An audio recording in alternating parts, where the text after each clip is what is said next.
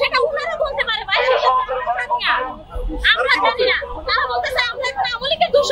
তাহলে এখন যখন জানুয়ারি ফেব্রুয়ারি মাস চলে গেল, 3 মাস পরে উনি আমাদেরকে বলে যে আপনাদের 3 মাসের বেতনের হাজিরা শীত পাঠান। আমরা 24 টাকা দিয়েছি আমাদেরকে, 24 ঘন্টার ভিতরে বেতনের হাজিরা শীত পাঠাইছি। তার মতো আমার কাছে টাকা ছিল না, আরেকজনের টাকা নিছে, আরেকজনের টাকা নিয়ে আমি করে আসছি। এরকম করে আমরা হাজিরা শীত জমা দেওয়া শেষ হয়েছে 10টা 11টার ভিতরে। একটা থেকে একটা চিঠি পাঠাইছে আমরা নাকি জানুয়ারি মাস থেকে কর্মবিরতি দিয়েছি। আমরা যদি কর্মবিরতি থাকি তাহলে আমাদের হাজিরা শীতগুলোকে আমরা কি মামা চাচার বাড়ি থেকে নিয়ে আসছিলাম?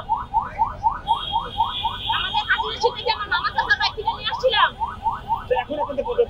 আমাদের পদক্ষেপ আমাদের চাকরি ইচ্ছা করতে হবে, আমাদের বকেয়া বেতন দিতে হবে, তারপর আমরা এখানে দিতে বই রাখবো।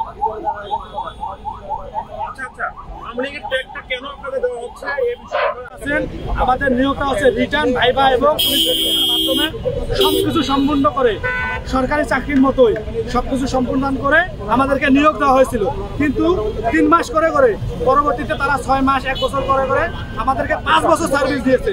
5 বছর যখন সার্ভিস দিয়েছে তখন আমাদের বয়স সীমা পার হয়ে গেছে। বয়স সীমা পার হয়ে যাওয়ার পরে আমরা কোথায় গিয়ে দাঁড়াবো?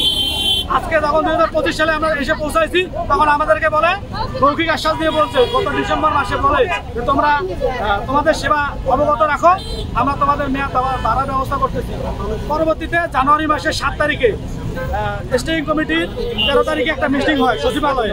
সেখানে আমাদের পক্ষে তারা 6 মাসের জন্য আমাদের মেয়াদ এক্সটেনশনের ব্যবস্থা করে দেওয়ার করে নোটিশ দেয়। কিন্তু সেই নোটিশ অর্থ মন্ত্রণালয়ে যখন পাঠায় সেখান থেকে আমাদের পক্ষে আসে যে 6 মাস এক্সটেন্ড হবে জুন 2025 পর্যন্ত।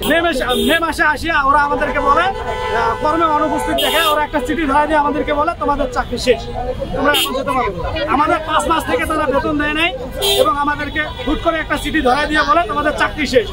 এখন আমরা মিডিয়া ভাইদের মাধ্যমে প্রধান উপদেষ্টার কাছে এটাই আমাদের আর্জি এবং এটাই আমাদের একটা চাওয়া যে দেশের দক্ষ জনবল কি এনজিও থেকে লোন নিয়ে ব্যবসা করে খাবে নাকি সারা বাংলাদেশে আবার সেবার মান উন্নয়ন করার জন্য তারা সেবা দেবে?